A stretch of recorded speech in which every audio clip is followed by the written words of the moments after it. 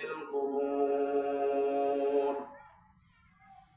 سبحانك لا علم لنا إلا ما علمتنا إنك أنت العليم الحكيم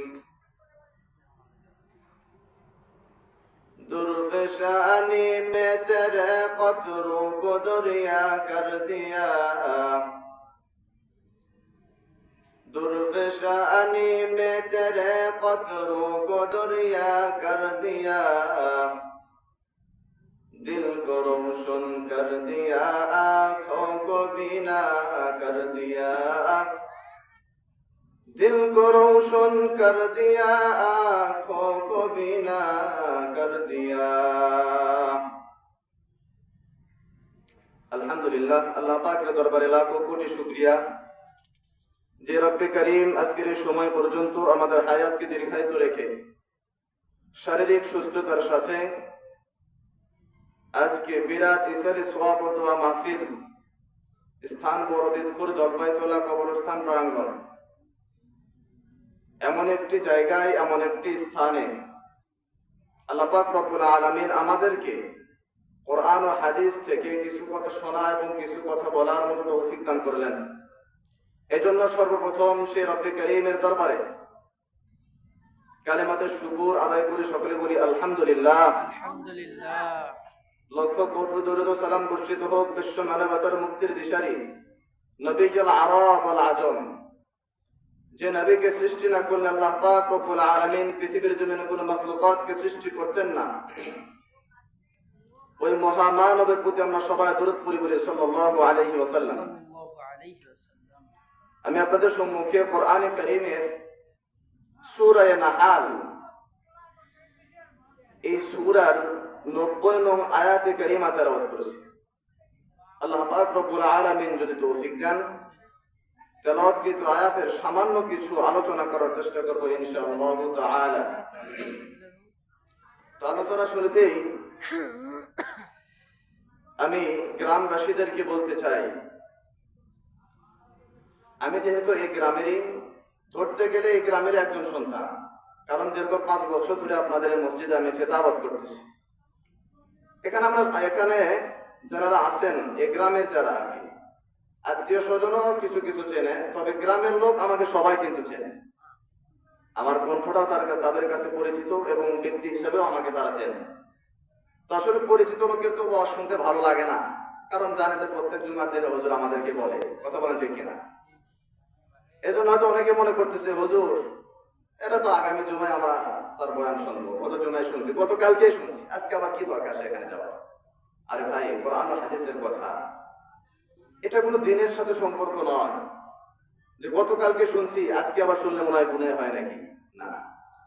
আর আজকে যে জায়গাটা আমরা বসে আছি এটা গতকালকে এখানে একটি ফিল্ড ফাঁকা জায়গা ছিল, আগামীকালকেও ফাঁকা জায়গা থাকবে, কিন্তু আজকে এখানে যে চতুর্পাশে কাপড় দ্বারা বেষ্টনী করা হয়েছে, শুধু কাপড় নয়, বিশ্ব নবী সাল্লাল্লাহু আলাইহি ওয়াসাল্লামের হাদিসের ভাষ্য অনুযায়ী এখানে আল্লাহ পাক রব্বুল আলামিন তার ফেরেশতা দ্বারা বেষ্টনী করে রাখছে। সুবহানাল্লাহ, সুবহানাল্লাহ। এটা জান্নাতি পরিবেশ যেখানে কোরআন ও হাদিসের কথা হয়। পৃথিবীর যে প্রান্তে হোক, যে জায়গায় হোক, হোক না সেটা পানির ভেতর, হোক না সেটা কোনো কবরস্থানে, হোক না যে সেটা কোনো ফাঁকা জায়গায়, ওখানে যদি কোরআন ও হাদিসের আলোচনা হয় রাসূলের ভাষ্য অনুযায়ী ওটা কোন জায়গা?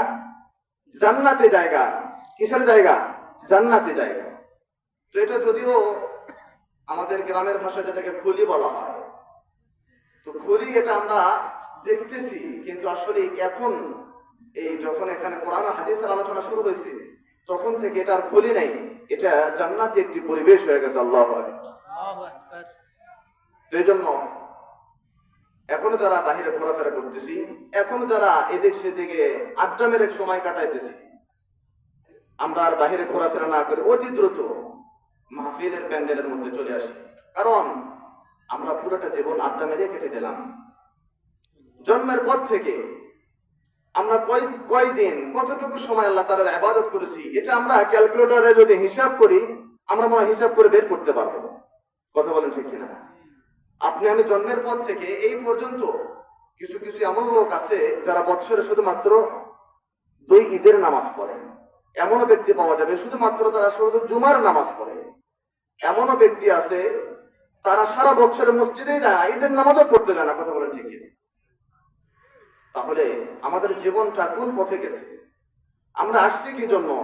আমাদের কাজটা কি?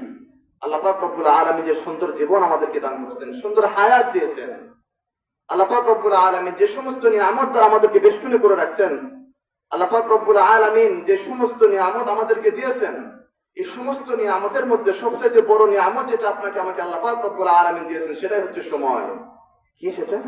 সময়। সময় এটা হায়াতের বাহিরে নয়। কিতাবের মধ্যে আসছে আল ওয়াক্তু হুয়াল হায়াত। সময় এটা তো তোমার জীবন। আমরা তো সময় এটা অন্য জিনিস মনে করি, হায়াত এটা অন্য জিনিস মনে করি না। সময়ের সমষ্টি এটাই হচ্ছে মানুষের হায়াত। আল্লাহ পাক রব্বুল আলামিন পবিত্র কোরআনে ইরশাদ করেন, বিসমিল্লাহির রহমানির রহিম, ওয়াল আসরি ইন্নাল ইনসানা লাফি খুসর। আল্লাহ পাক রব্বুল আলামিন পৃথিবীবাসীকে সম্বোধন করে বলতেছেন যে দুনিয়ার মানুষ, ওয়াল আসর, আমি আল্লাহ পাক রব্বুল আলামিন এখানে আসরের কসম খাইছি। আমি আল্লাহ পাক রব্বুল আলামিন এখানে আসরের কসম খেয়ে বান্দাদেরকে বুঝাইতে চাইছি রে দুনিয়ার মানুষ, আমি আল্লাহ পাক রব্বুল আলামিন এখানে আসরের কসম খেয়ে বুঝাইতে চাইছি এখানে আসর দ্বারা উদ্দেশ্য সময়। মুফাসসিরিন কিরাম তাফসীরের মধ্যে উল্লেখ করেছেন আসর দ্বারা এখানে আসরের ওয়াক্ত হইতে পারে, এমনি অন্য সময়ের কথাও এখানে বলা হইতে পারে।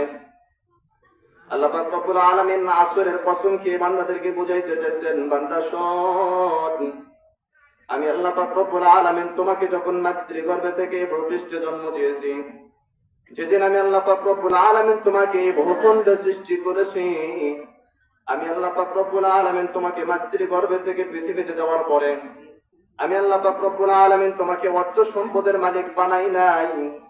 আমি আল্লাহ পাক রব্বুল আলামিন তোমাকে অট্টালিকার মালিক বানাই নাই। আমি আল্লাহ পাক রব্বুল আলামিন তোমাকে বড় ইঞ্জিনিয়ার বানাই নাই। আমি আল্লাহ পাক রব্বুল আলামিন তোমাকে বড় ডাক্তার বানাই নাই। আমি আল্লাহ পাক রব্বুল আলামিন সর্বপ্রথম তোমাকে দুনিয়াতে সৃষ্টি করার পরে আমি আল্লাহ পাক রব্বুল আলামিনের আরো অগণিত নিয়ামত ছিল।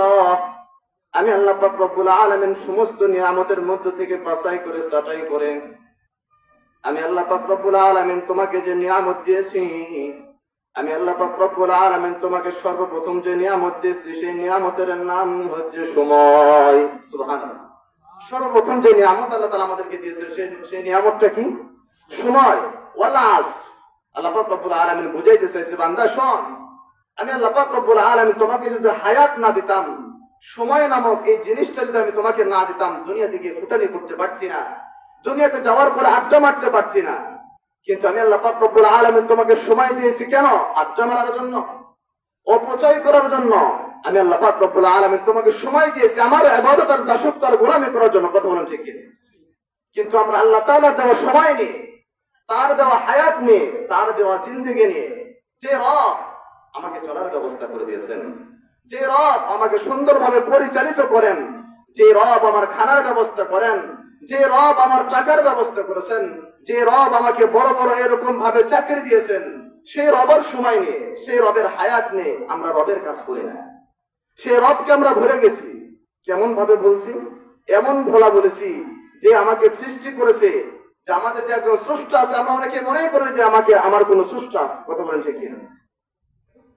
কিন্তু আসলে আল্লাহ পাক রব্বুল আলামিন বলেন, বান্দা আমি রবকে তোমরা ভুলো না, সৃষ্টিকর্তাকে তোমরা ভুলো না। তোমরা যদি সৃষ্টিকর্তাকে ভুলে যাও, তাহলে পৃথিবীতে তোমাদের অধীনস্থ যারা থাকবে, তোমাদের অধীনস্থ তোমাদের কথা শুনবে না, তোমাদের অধীনস্থদেরকে তোমরা চালাইতে পারবে না। কারণ আমি যে তোমাকে সৃষ্টি করেছি, আমাকে তো তোমরা ভুলে গেছো, তো তোমার অধীনস্থ যারা আছে তারাও তোমাকে ভুলে যাবে। এই জন্য রবকে কখনো বলা যাবে না। এই জন্য এখনো যারা বাইরে ঘোরাফেরা করতেছি, এখনো যারা বাইরে আড্ডা মারতেছি, অতি দ্রুত আমরা মাহফিলের প্যান্ডেলের মধ্যে চলে আসি, কোরআন হাদিসের কথা শুনি।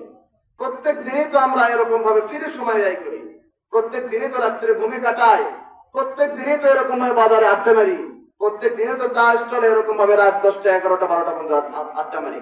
আজকে একটা দিন, বছরে প্রত্যেক দিন মাহফিল হয় না, প্রত্যেক দিন দিনই আলোচনা হয় না, আজকে একটা দিন যদি আমরা এই আল্লাহ রাস্তার সময় ব্যয় করতে পারি, কোরআন ও হাদিসের কিছু শোনা কথা শুনতে পারি, হইতে পারে কাল কিয়ামতের মাঠে আল্লাহ পাক রব্বুল আলামিন এই একটি রাত্রির বদৌলতে আল্লাহ তাআলা আমাদেরকে মাফ করে দিতে পারেন। কথা বলেন ঠিক কিনা?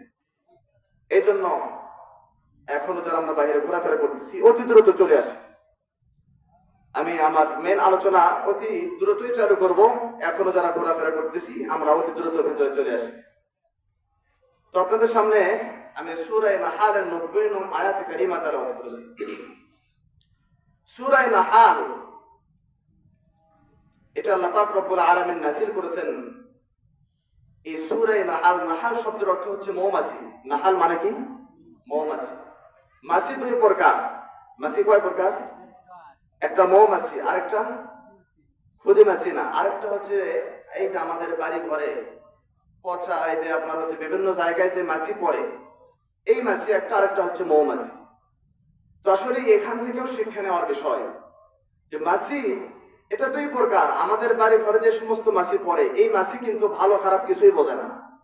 যেখানে মলমূত্র আছে সেখানেও পড়ে, যেখানে ভালো খাবার আছে সেখানেও পড়ে। এই মাছি গান্দা পরিবেশেও চলে, ভালো পরিবেশেও চলে। কিন্তু মৌমাছি যেটা, মৌমাছি একই গান্দা পরিবেশে পড়ে না। মৌমাছি আল্লাহ পাক রব্বুল আলামিন, এই জন্যই তো মৌমাছির কথা আল্লাহ তাআলা কোরআনে নাযিল করেছেন। শুধু তাই না, এই মাছির নামে একটি সূরা আল্লাহ তাআলা নাযিল করেছেন। সুবহানাল্লাহ। সূরা নাহাল আল্লাহ পাক রব্বুল আলামিন এই মৌমাছির নাম দিয়ে একটি সূরা নাযিল করেছেন। তো আসলে এখান থেকে শিক্ষা নেওয়ার বিষয় কি, যে আমাদের সমাজে অনেক মানুষ আছে, যে সমস্ত মানুষ সুদ খায়, ঘুষ খায়, মসজিদে গিয়ে নামাজ পড়ে। কথা বলেন ঠিক কিনা? আছে না নাই? সুদ খাচ্ছে, ঘুষ খাচ্ছে, মানুষের অন্যায় করতেছে, অবিচার করতেছে, জুলুম করতেছে। আবার নামাজের সময় দেখবে যে বড় একটি টুপি লাগায়, বড় জুব্বা লাগায় নামাজের মসজিদের সামনের কাতারে। কথা বলেন ঠিক কিনা? তো আসলেই আমাদের সেখান থেকে শিক্ষা নিতে হবে, শুধুমাত্র বড় টুপি লাগাইলেই বড় হুজুর হওয়া যায় না, বড় বড় জুব্বা লাগাইলেই আল্লাহ পাক রব্বুল আলামিনের দরবারে প্রিয় হওয়া যায় না। আগে নিজের কলবটাকে পরিষ্কার করতে হবে, নিজের ভেতরগত অবস্থাকে পরিবর্তন করতে হবে। আমি নিজের ভেতরটা যদি পরিষ্কার করে বড় জুব্বা লাগাই